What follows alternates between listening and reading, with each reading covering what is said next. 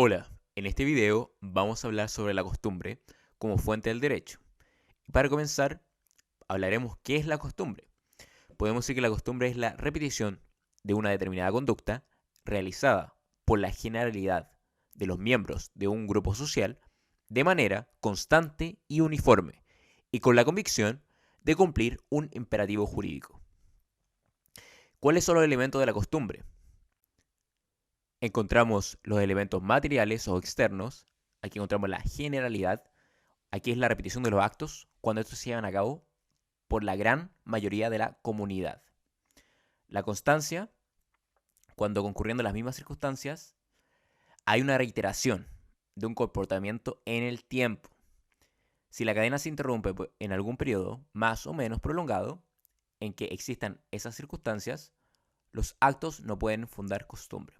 Por lo tanto, es importante que esta costumbre, que es compartida por una gran cantidad de personas, se prolongue en el tiempo. Y también la uniformidad, que es la repetición constante de los actos efectuada por la generalidad de la comunidad, que se traduce en el acatamiento a un mismo principio o regla. Y el elemento interno o psicológico, aquí encontramos la opinio iuris, que es muy importante. Los que realizan un determinado acto o repiten de manera uniforme cierta conducta deben hacerlo movidos por la convicción de obedecer a un imperativo jurídico, de cumplir un deber de tal naturaleza, por una necesidad ineludible de derecho y no por mera voluntad espontánea. Ahora veremos la clasificación de la costumbre. Está la costumbre general, que rige en todo el territorio, o la costumbre local, que rige en una localidad determinada.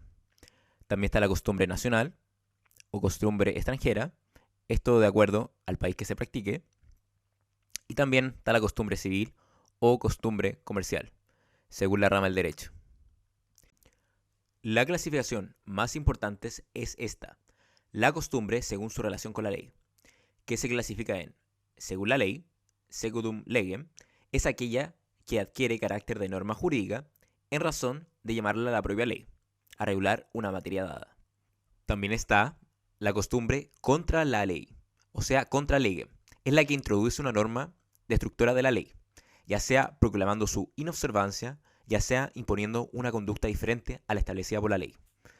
En cualquiera de estas situaciones, conduce al desuso de la norma legal. Y también encontramos la costumbre supletoria o fuera o en el vacío de la ley, praeter legem. Aquí la costumbre se aplica en ausencia de la ley, es decir, es la que rige una materia sobre la cual no hay ley, o sea, suple el silencio de la ley. La costumbre en nuestro derecho, en nuestra legislación, tiene escaso valor, debido a que la fuente del derecho que predomina es la ley. En ciertas áreas del derecho se reconoce la costumbre cierto valor, como en el derecho civil y comercial, pero en otras la costumbre carece de fuerza, debido al principio de legalidad, como lo es en materia penal, donde se establece que no hay delito ni pena sin ley previa. Ahora veremos la costumbre en el derecho civil. El artículo 2 del Código Civil dice que la costumbre no constituye derecho, sino en los casos en que la ley se remite a ella. Por lo tanto, nuestra legislación civil admite la costumbre según la ley, o sea, secundum legem. Entonces, la costumbre es admisible en el ámbito civil cuando la ley se remite a ella expresamente. Aquí vemos distintos ejemplos de la costumbre en el ámbito civil. Por ejemplo, en el contrato de arrendamiento, también en el contrato de mandato, en el artículo 2117, que dice: la remuneración, llamado honorario, es determinada por convención de las partes, antes o después del contrato, por la ley, la costumbre o el juez.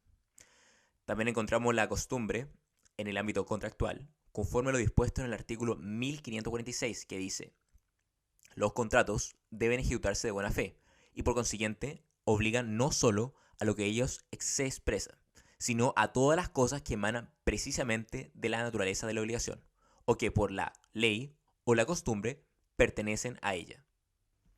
Y otro caso de la costumbre, en el caso de las legítimas, referente a los regalos hechos a los descendientes con la ocasión de su matrimonio, estos regalos que son de costumbre, no se computan para el valor respecto a la legítima, de un legitimario. No se consideran una vez fallecido el causante. Respecto a la prueba de la costumbre en el ámbito civil, la costumbre, en los casos en que la ley llama a regir, es una norma jurídica. Necesita ser probada ante tribunales, porque a diferencia de lo que sucede con la promulgación de la ley, ninguna autoridad pública atestigua oficialmente la existencia de la costumbre. En tal sentido, estamos ante una excepción al principio de que son los hechos y no el derecho que se prueba. Aquí vemos que cuando uno alega una costumbre en juicio, hay que probarla. Y esto es una excepción al principio de que el derecho no se prueba. ¿Y cómo probamos esta costumbre en el juicio? Aquí nos repetimos las reglas generales. El que alega algo lo debe probar en juicio y uno puede usar los distintos medios probatorios que contempla el Código de Procedimiento Civil. Ahora hablaremos de la costumbre en el derecho comercial. Artículo 4 del Código de Comercio, que dice: las costumbres mercantiles suplen el silencio de la ley cuando los hechos que las constituyen son uniformes, públicos, generalmente ejecutados en la República o en una determinada localidad y reiterados por un largo espacio de tiempo, que se apreciará prudencialmente por los juzgados de comercio. Entonces, el Código de Comercio, la costumbre tiene un carácter supletorio, praeter legem. Ejemplo de costumbre en el Código de Comercio, además del artículo 4, que establece el carácter supletorio de la costumbre ante el silencio de la ley, también hay casos en que el Código de Comercio, que se reconoce expresamente la costumbre, o sea, según la ley, secundum legem. Por ejemplo, como sucede con los deberes del capitán, artículo 914, numeral 10, que dice: entre la obligación del capitán, sus deberes, prestar la asistencia y auxilio a que éste esté obligado por las leyes o la costumbre. También se nombra la costumbre en materia de averías, artículo 1092. El arreglo de las averías hechos fuera del territorio de la República se regirá por la ley, usos y costumbres del lugar donde se verifique dicho arreglo. Ahora veremos la prueba de la costumbre en el ámbito comercial. La prueba de la costumbre en el ámbito comercial, a diferencia del ámbito civil, es más restrictiva. Conforme al artículo 5 del Código de Comercio, la costumbre solo puede ser probada por alguno de los siguientes medios. Y aquí el Código establece dos. Primero, por el testimonio fehaciente de dos sentencias que, acervando la existencia de la costumbre, hayan sido pronunciadas conforme a ella. En otras palabras, se trata de probar que al menos en dos litigios se ha fallado sobre la base de la existencia de la costumbre, que ahora se invoca en otro proceso. Las sentencias pueden haberse dictado en cualquier época, incluso con posterioridad al inicio del juicio en que se pretende acreditar su existencia, o al acaecimiento de los hechos que motivan el pleito. Y el segundo medio es por tres escrituras públicas otorgadas con anterioridad a los hechos que motivan el juicio en que debe acreditarse la costumbre. Se puede probar la costumbre exhibiendo contratos celebrados por las mismas partes o por terceros en los cuales se haya hecho referencia a la señalada costumbre con un imperativo contractual. A diferencia del caso anterior, la ley previene aquí una eventual colusión para fabricar la prueba, exigiendo que las escrituras que contengan los contratos se hayan otorgado no solo antes del juicio, antes del inicio del juicio, en que se pretende acreditar su existencia, sino incluso del acaecimiento de los hechos que motivan el actual pleito. Y por último veremos la diferencia entre la costumbre civil y mercantil. La costumbre mercantil rige tanto según la ley como en el silencio de la ley. En cambio, la costumbre civil solo cuando la ley se remite a ella, según la ley.